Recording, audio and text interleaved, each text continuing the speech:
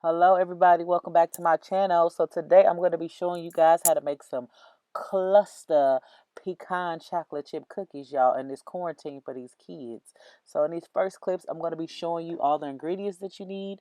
You're going to need some chocolate chips, some what is that? Some vanilla flavoring. And here I have like a bag of baking soda.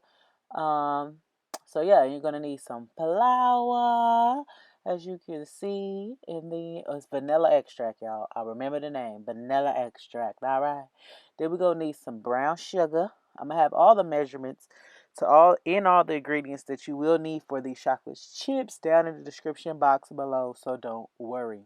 So then we're gonna need 2 eggs here. I'm using brown eggs. You can use white eggs if you want, doesn't matter. And then I'm going to be using pink salt. You can use regular salt if that's what you have on hand. And then I have a bag of pecans that I needed to use up. So that is the type of nut I'm going to be using today. You can also put walnuts in here if you want to, whatever preference, slithered almonds, whatever. So then you're going to need a big uh, bowl to mix everything in, and then you're going to need some cookie sheets. Here I just have some regular sheet trays that I lined with foil. Okay, so now I'm melting my butter. You can soften it, but I did melt it. It really doesn't matter. So yeah, so I did melt my butter. Then I'm just gonna scrape all that butter out of there, y'all, because we need all that butter. Alright, I'm doing the wet ingredients with the dry ingredients first with the sugars. So that's what I'm doing here in this bowl. And then I'm just gonna take my brown sugar and dump it right in there with the melted butter. And then I'm gonna take my white sugar and do the same. Look at all that sugar, y'all. Look at all that sugar. So then you just want to just mix that all together, whip it up. It doesn't have to be totally smooth or anything like that, but you do just want to make sure you are mixing the sugars and the butter together enough so that the butter is not lumpy. As you can see, the little lump specks in there. So you just want to make sure you're mixing it well enough to get those out of there. So now we got that almost mixed up the way we need it to be, and then we're going to add our eggs.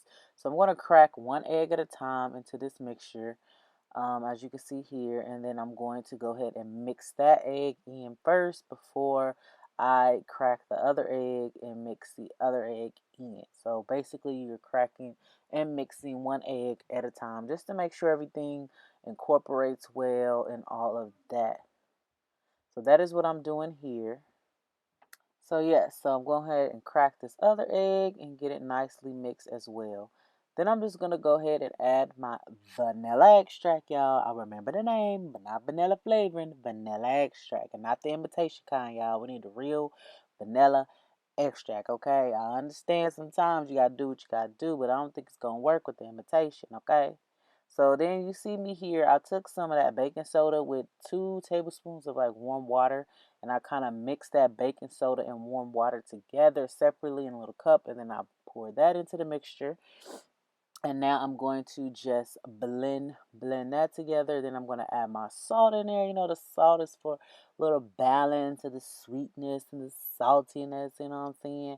Then we're just going to mix all that in there together, y'all. So then next I'm going to go ahead and put all my nuts here on a chopping board, and I'm just going to chop those up ever so slightly, just taking small strokes with the knife just to get them nicely chopped. They don't have to be fine or anything. I mean, if you want to put them in there whole like this, you can put them in there whole like this if that's what you prefer, but I do like mine a little coarsely chopped, if you will. And so that is what I'm doing here, y'all. These cookies are so easy, okay? And my kids love every time I make these cookies. I make them with my daughter. They're good projects to do that with. So, yeah, you guys, do not be intimidated by making homemade cookies, because, look, I am not a baker, but these cookies are her. These cookies are her, okay? They're the easiest things that you're going to ever make, okay? So then we got our nuts chopped up like so. You see they're still kind of chunky, not too small, not too big, okay? So then in our bowl, just going to begin to add our 3 cups of flour, as you can see. And I'm just doing that. So yeah, that's what I'm doing here. So now to that flour mixture, we're going to go ahead and add in that wet mixture that we just mixed up earlier and just pour. Look at that. It look like some some maple chocolate syrup or something. You know, it's just so bad for you, yet so good. All right. So yeah, we're gonna just go ahead and scrape that bowl. Make sure you get every morsel of that out of there, okay? So then we're just gonna go ahead and slide our nuts in there right off the cutting board.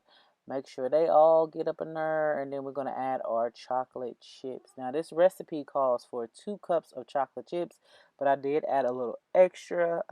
Like I said, it's your preference. When you're cooking, remember there are some rules. I'm not gonna say no rules. There are some, but with this, if you like yours a little chocolatier, then you could do that as well.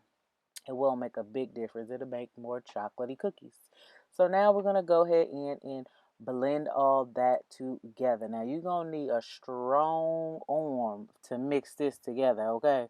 Cause it gets stiff and it get tough, and you gotta mix it. My bowl was slipping and sliding all on the counter, y'all. As I you see, there it go. As I was mixing it.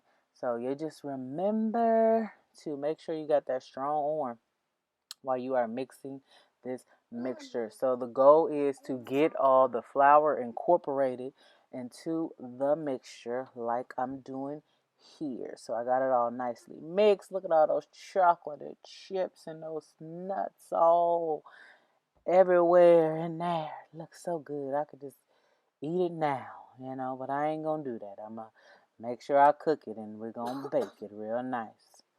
So now I'm going to take 2 spoons here, and I just took a dollop of I said a dollop.